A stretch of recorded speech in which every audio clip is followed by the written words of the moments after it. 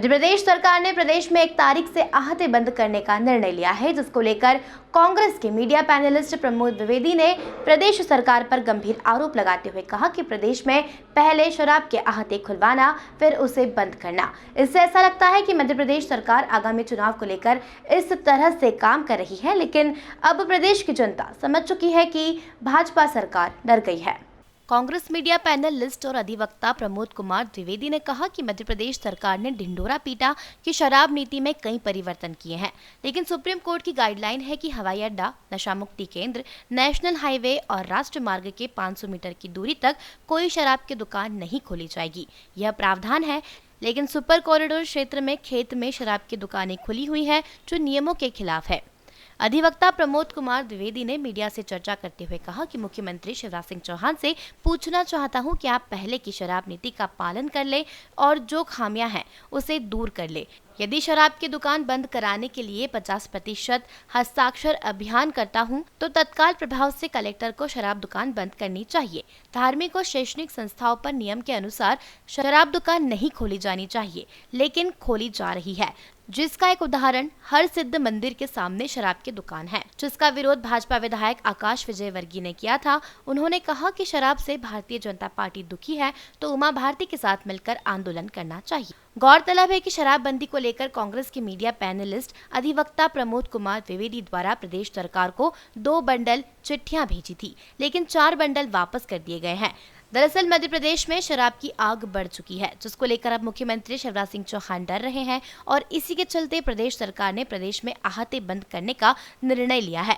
अधिवक्ता प्रमोद कुमार द्विवेदी ने कहा कि कुल मिलाकर आगामी विधानसभा चुनाव में सरकार बनाने के लिए ये एक चुनावी रणनीति भाजपा सरकार की है। सर, शराबबंदी को लेकर आपने जो एक प्रेस वार्ता रखी है, क्या अपना जानकारी देना चाह रहे हैं? मध्य प्रदेश की सरकार ने ढिंढोरा पीटा कि हमने शराब नीति में बहुत सारे परिवर्तन कर दिए हैं। कौन से परिवर्तन किया? आहते बंद होंगे।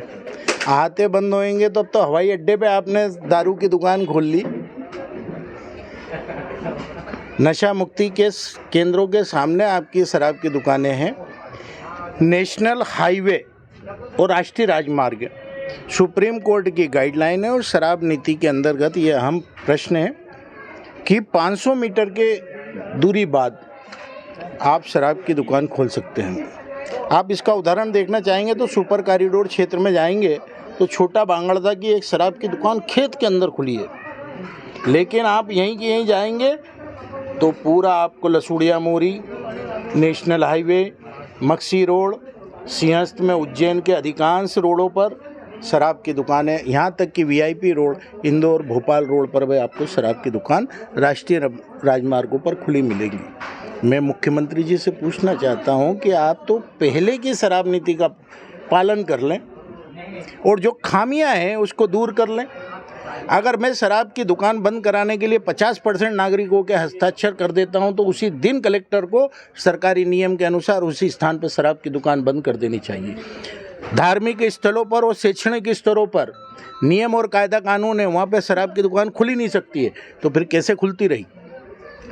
इसका उदाहरण है कि हरसिद्धि मंदिर पे विधायक इनका पत्र लिखता रह गया। विकास यात्रा के समय क्या उनकी आंखों में दूसरा चश्मा था कि हरसिद्धि मंदिर पे आज भी शराब की दुकान खुली हुई है? ये रमेश मेंदोला जी, जिस ठेकेदार के साथ इनका इश्तेहार चलता है, सूरज रजक, उसकी दुकान बंद कराने के लिए इन्होंने महिलाओं के साथ धरना दिया था, फिर इश्तेहार कैसे चल पड़ा? कौन सी नैतिकता है? और अगर शराब से आपकी महिलाओं बहुत दुखी थी भारतीय जनता पार्टी की, तो उमा भारती के साथ आंदोलन करती, मेरे साथ जो मैंने अराजनीतिक आंदोलन चलाया था उस आंदोलन में आती।